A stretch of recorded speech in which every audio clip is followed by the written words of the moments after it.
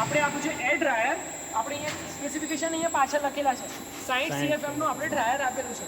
તમે આના સ્પેસિફિકેશન જોઈ શકશો, આપણું બ્રાન્ડ નેમ જોઈ શકશો. અને આની અંદર બીજી વસ્તુ કે અમે ઓટોમેટિક ડ્રેનવાલ આની અંદર ઇનબિલ્ટ આપ્યો છે. હમણાં જેનો અવાજ આવ્યો હતો એ આના ઓટોમેટિક ડ્રેનવાલ નહોતો.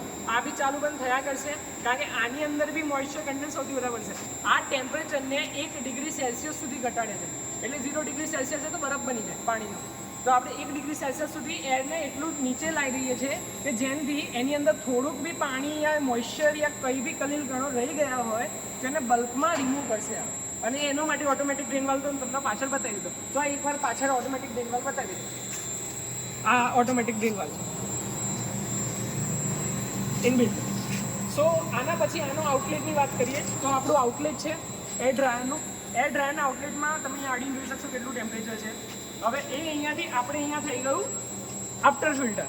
આફ્ટર ફિલ્ટર આપણે 0.1 માઇક્રોનનું હોય એટલે હવે પેલું 5 માઇક્રોનનું છે. જે 5 માઇક્રોનના પાર્ટિકલ દૂર જેવા હોય એ ત્યાં કાઢે.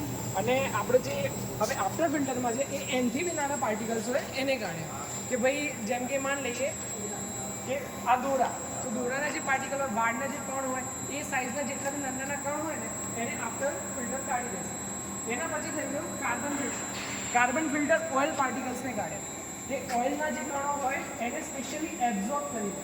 હવે જે મશીનરીઓ હોય, મોટી મોટી મશીનરીઓ જેમ કે લેઝર કટિંગની વાત કરવાની, તો લેઝર કટિંગ મશીનરીમાં કેવું હોય કે એમનો લેન્સ જે હોય ને એ લેન્સમાં થોડું બી એરની અંદર ઓઇલ જતું રહે ને તો એમનો લેન્સ બગડી જાય. અને લેન્સ આવે છે 2 લાખનો. હવે 2 લાખની વસ્તુ લેન્સ બદલવા જાય એના કરતાં ઓઇલ પાર્ટિકલ કાઢ લે. આગળ તો નીકળી જ જશે પણ એવા મોટા ચાન્સીસ ના રહે. એના માટે લોકો કાર્બન ફિલ્ટર લગાવે. એ તો કાર્બન ટાવર આપણે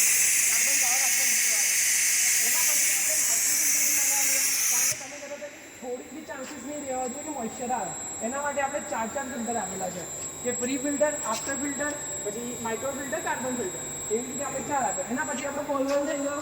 એ બોલવાલથી આપણે બંધ ચાલુ કરવું હોય એની આગળ આપણે જે બી મશીનરી લાગેલી હોય એ અહીંયાથી તમારે પાઇપિંગ કરવાનું રહે. એટલે કસ્ટમરનું પાઇપિંગ અહીંયાથી હોય આપણે. ઓકે.